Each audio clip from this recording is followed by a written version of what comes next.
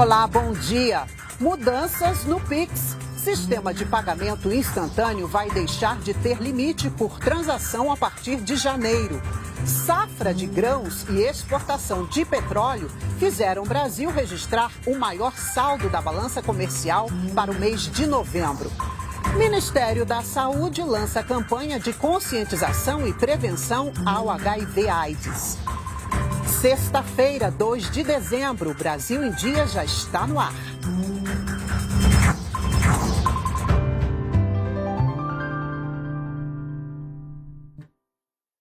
São 8 horas da manhã, estamos ao vivo também pelas redes sociais.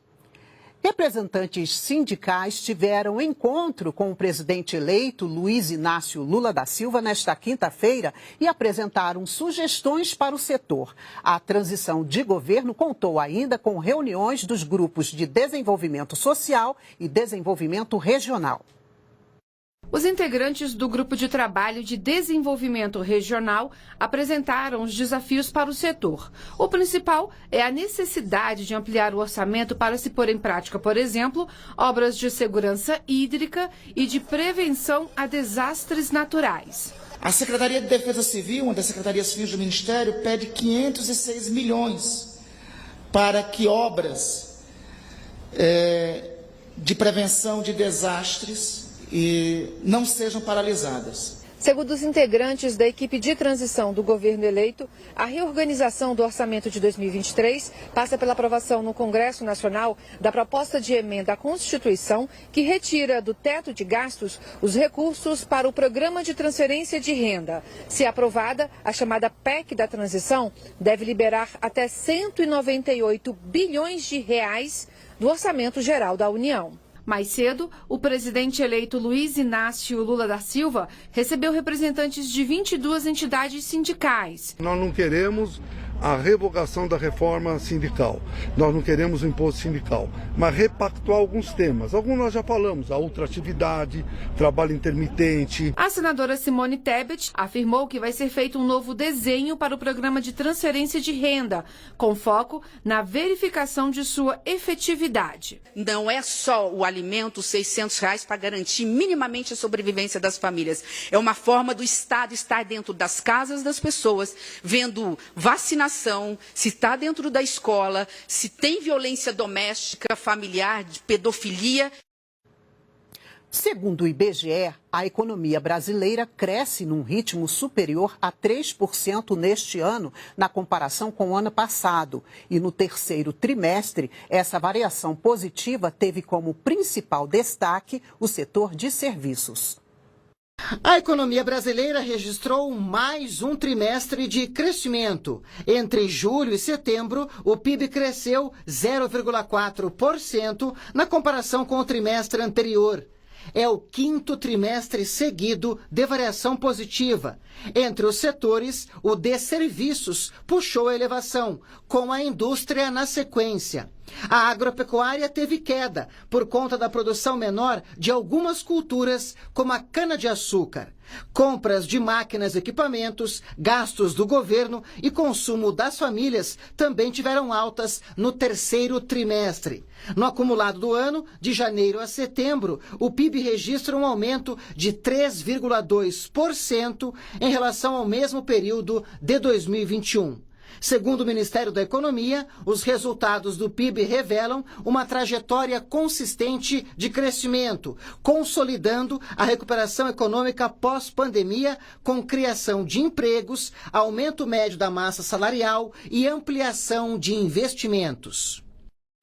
As trocas comerciais com o exterior ficaram positivas para o Brasil em novembro. A tendência também foi registrada no acumulado do ano. Quem comenta é Ricardo Caldas. Olá, bom dia a todos. O nosso tema de hoje é o comércio exterior e vamos falar especificamente da balança comercial de novembro de 2022. As exportações em novembro chegaram a 28,2 bilhões e as importações a 21,5 bilhões, gerando um saldo ou superávit, como preferem os economistas, de 6,7 bilhões para o Brasil, apenas neste mês. Destaques, nós temos um grande desempenho por parte do milho, que teve também uma produção excepcional, soja, minérios, apesar da flutuação do preço dos minérios, da mesma forma também o petróleo, e agora, cada vez mais, o segmento de carnes, com destaque para a carne bovina. Mas qual o resultado para o ano? O que nós temos, então, de resultado acumulado? Até novembro, nós já estamos com exportações no nível de 300 bilhões de dólares, mais de 300 bilhões. E do ponto de vista das importações, nós tivemos até agora, cravados ali em cima, 250,8 bilhões, gerando, então, portanto, um superávit até o momento de 58 bilhões de dólares. Com isso, nós temos um setor exportador extremamente dinâmico.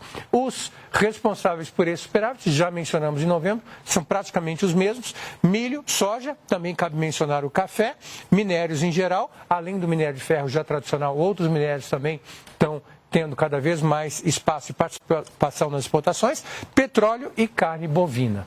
Essa informação que nós tínhamos para você hoje. Continue conosco. Tenha um ótimo dia. A partir de janeiro, o Pix vai deixar de ter limite por transação. A medida foi anunciada pelo Banco Central. Vamos a São Paulo conversar ao vivo com a repórter Júlia Ballarini, que tem mais informações para a gente. Bom dia, Júlia. Bom dia, Mara. Bom dia para você também que está nos acompanhando. Essas mudanças passam a valer a partir do dia 2 de janeiro do ano que vem. E são elas, olha, os bancos não são mais obrigados a impor um limite de valor por transação, são obrigados apenas a determinar um limite por período de tempo. Exemplo, quem tem um limite diário de R$3.000 pode gastar todo esse valor em apenas uma transação. Outra alteração, ao horário noturno. Passa a ser opcional aos bancos oferecerem customização do horário noturno diferenciado. Outro exemplo, normalmente o horário noturno é entre 8 horas da noite e 6 horas da manhã. Se o cliente quiser, pode passar a ser das 10 horas da noite às 6 horas da manhã. Outras novidades, o aumento do valor do limite para retirada de dinheiro pelo Pix Saque e Pix Troco. O limite durante o dia passa de R$500 para R$3.000, à noite de R$100 para R$1.000. Segundo o Banco do Brasil, o objetivo dessas mudanças é tornar a experiência do usuário mais simples e mais segura. Mara, eu volto com você aí no estúdio. Obrigada, Júlia. No Dia Mundial de Luta contra a AIDS, 1º de dezembro, o Ministério da Saúde lançou uma campanha de conscientização e prevenção. O tema é: quanto mais combinado, melhor. Pelo menos 960 mil pessoas vivem com HIV no Brasil. Só no ano passado foram detectados 40.800 casos de HIV e 35.200 casos de AIDS. Cerca de 727 mil pacientes estão em tratamento. E para conscientizar e informar sobre as formas de prevenção e proteção contra o HIV/AIDS, o Ministério da Saúde lançou uma campanha Quanto Mais Combinado, Melhor. O objetivo é alcançar principalmente pessoas com idade entre 25 e 39 anos, a faixa mais infectada pelo vírus. Segundo o Ministério da Saúde, o número de mortes por AIDS caiu. Passou de 5,6 em 2011 para 4,2 óbitos por 100 mil habitantes em 2021, mesmo com o impacto da pandemia de Covid-19. A taxa de detecção da AIDS em menores de 5 anos também caiu nos últimos 10 anos, passando de 3,4 casos a cada 100 mil habitantes em 2011 para 1,2 casos a cada 100 mil em 2021. Já a taxa de detecção de HIV em gestantes aumentou 35% no mesmo período. E estima-se que cerca de 120 mil pessoas vivem com o vírus HIV e não sabem. Para que o número de infectados continue caindo, o Ministério da Saúde atualizou o protocolo das profilaxias pré e pós-exposição ao HIV. A profilaxia foi atualizada para todos os adultos e adolescentes com mais de 15 anos sob risco de infecção. A PrEP hoje não é mais só para populações específicas, mas é para quem precisa. E um adendo, né? A gente tem medicamentos suficientes para bancar essa recomendação. 43 cidades no Brasil já acabaram com a transmissão vertical do HIV, aquela de mãe para filho. No mês que vem, deve começar a distribuição de um medicamento, o Dolutegravir 5 mg, para crianças vivendo com HIV/AIDS com mais de 4 semanas de vida. O presidente Jair Bolsonaro participou em Brasília da cerimônia de promoção de novos oficiais generais do Exército. Foram 10 promoções de generais. Apenas um dos oficiais superiores se tornou 4 estrelas, atingiu a maior patente da carreira militar, a de general de exército. Outros 4 foram elevados ao posto de general de divisão e 5 coronéis passaram para a patente de general de brigada. Os militares recém-promovidos tiveram os nomes anunciados em 19 de outubro e publicados na semana passada no Diário Oficial da União. Segundo as Forças Armadas, essas promoções fazem parte de um procedimento padrão que ocorre ao menos 3 vezes ao ano. Pela lei que rege a carreira militar, os critérios de promoção são antiguidade, merecimento, escolha, bravura e pós-mortem. E o presidente da República tem a prerrogativa de nomear os novos oficiais superiores das Forças Armadas. Esta escolha, feita pelo alto comando do Exército, é resultado de criterioso processo meritocrático, baseado na longa, rica e diversificada carreira militar de cada um.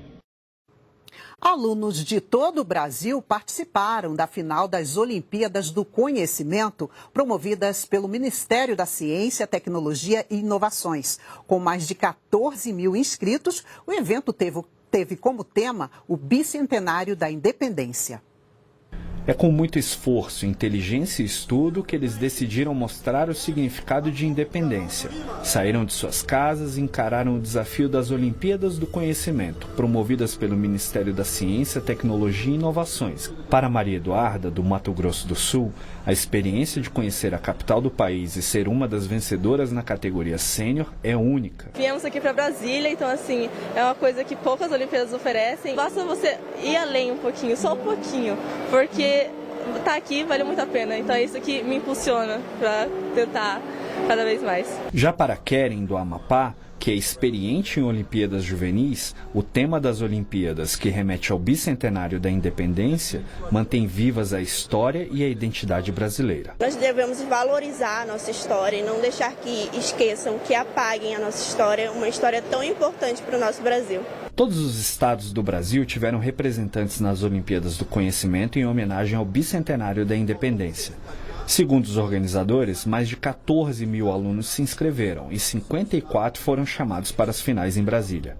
São mais de 25 milhões de alunos por ano que espontaneamente participam de mais de 80 Olimpíadas do Conhecimento. E a gente tem uma crença muito forte no papel importante que as Olimpíadas têm para ajudar o país a virar a página através da educação. E o esforço deles foi recompensado. João, morador do Rio Grande do Sul e o mais novo a ser premiado nas Olimpíadas, deixa um recado para o futuro. E tinha muita coisa que eu não sabia, que fiquei sabendo depois de estudar. Isso é pro resto da vida. Eu tô orgulhoso, tô alegre, tô feliz. E que vem outra Olimpíada. Que bacana. E a gente fica por aqui para rever as reportagens. Acesse as nossas redes sociais. Uma ótima sexta-feira. Que o Brasil vença hoje. Um bom final de semana para você. Tchau.